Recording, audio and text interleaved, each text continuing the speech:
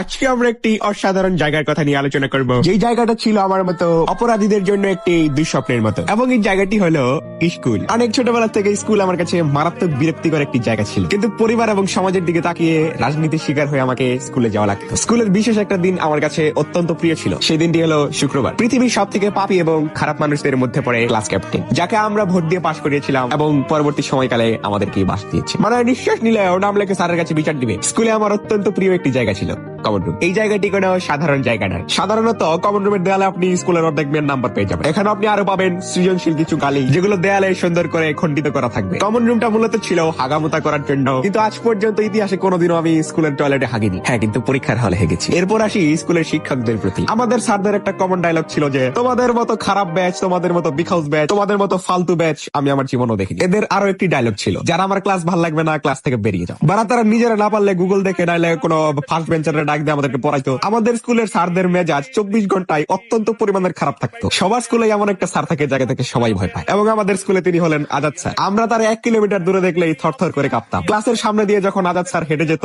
একবারে সব ক্লাস যেন চুপ। আরো একটা স্যার অবশ্যই থাকবে যিনি সবসময় গপ্প মারে। 40 মিনিটের ক্লাসের মধ্যে 39 মিনিটই শুধু তিনি নিজের সুনাম করতেন। সবার স্কুলে একটা নিরীহ স্যার অবশ্যই থাকবে, যাকে সবাই পছন্দ করে। তার ক্লাসে আমরা পিছনের বেঞ্চে বসে মুক্তিযুদ্ধ করলেও তিনি কিছু বলতেন না। স্কুল জীবনের আরো একটি দুঃস্বপ্ন ছিল পরীক্ষা, যেখানে আপনি শান্তি মতো ক্লাস করছেন, পিছনের বেঞ্চে বসে বন্ধুর বিচিতে টোকা মারছেন। ঠিক তখনই মুখে শয়তানি হাসি নিয়ে একজন নোটিশ নিয়ে আসলো, অমুক দিন থেকে পরীক্ষা শুরু হবে। যেখানে আদর্শ ছাত্ররা 2-3 বার করে সিলেবাস শেষ করে ফেলেছে, সেখানে আপনি বইয়ের কয়টা অধ্যায় তাই জানেন না। স্কুল জীবনে আমার আরেকটি প্রিয় জিনিস ছিল সাংস্কৃতিক অনুষ্ঠান, যেখানে বিভিন্ন গরু ছাগল এক হতো। স্কুলের শিক্ষকদের পোলাপানের চুল নিয়ে অনেক সমস্যা ছিল। তারা যেহেতু টাকলা, আমাদেরকে চুল রাখতে দিতেন। প্রত্যেকদিন ক্লাসে চুল চেক করা হতো, কারণ চুল যদি বড় থাকে উদুম কেলানি দেওয়া হতো। স্কুল কামাই দেওয়ার জন্য কমন অজুহাত ছিল জ্বর এবং পেট ব্যথা। বলতে ভুলে গিয়েছি, আমাদের কমন রুমে আরেকটা জিনিস হতো, পোলাপান কমন রুমে যে বেরি খেত। মাঝে মাঝে স্যাররা রেডিও দিত। আজ পর্যন্ত স্কুলে মোবাইল নিয়ে ধরা পড়েছেন নাকি কমেন্টে জানাবেন। অধিকাংশ মানুষের স্কুল জীবনে একটা না একটা প্রেম থাকতো, কিন্তু আমার মতো মানুষের ক্ষেত্রে সেই প্রেমটা হতে পারে ওয়ান সাইড লাভ। আমি আমার সেই একতরফা প্রেমের জন্য সায়েন্স নিয়েছিলাম এবং তার দেখা দেখি প্রাইভেটে ভর্তি হয়েছিলাম।